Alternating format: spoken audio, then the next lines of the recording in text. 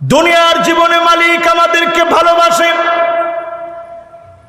Oxygen আমাকে আপনাকে দিয়েছে, কাফেরকেও দিয়েছেন, আমাকে আপনাকে মালিক রিজিক দিয়েছেন, তাদেরকেও রিজিক দিয়েছেন। বেনামাজিকেও আল্লাহ খাওয়ায়, নামাজিকেও আল্লাহ খাওয়ায়। বেনামাজি দেখবেন কখনো কখনো নামাজির চাইতে ভালো আছে, সুখের মধ্য দিয়ে কাটাচ্ছে।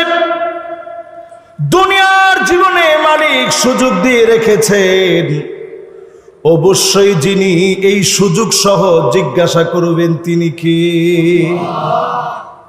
আজকে যদি আমার কথা আমি বলি,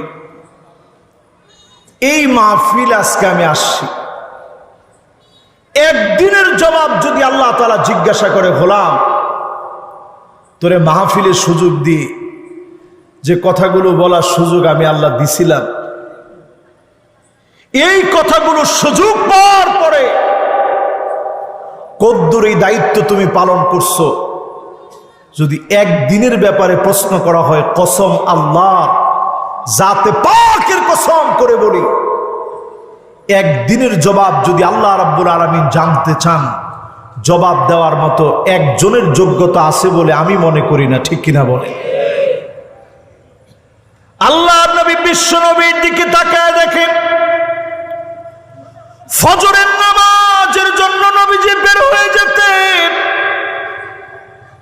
নামাজ পড়তেন, জিকির আজকার গুলো আদায় করতেন। ফজরের নামাজের পর থেকে শুরু করে সূর্য ওঠা পর্যন্ত নবীজি জিকির আজকার করতেন।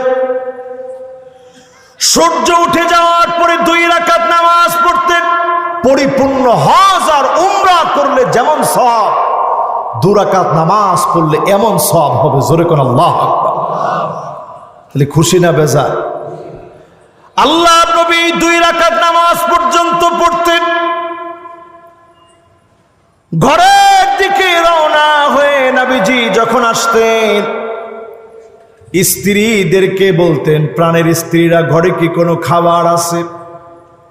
প্রায় দিন বলা হতো, নবীজি কোনো খাবার নাই। মালানা শাই,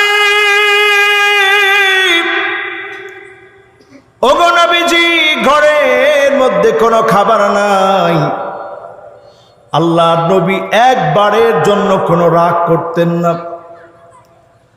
সাহরি খাওয়ার সময় নবীজির হয় নাই, খাবার খাওয়ার মতো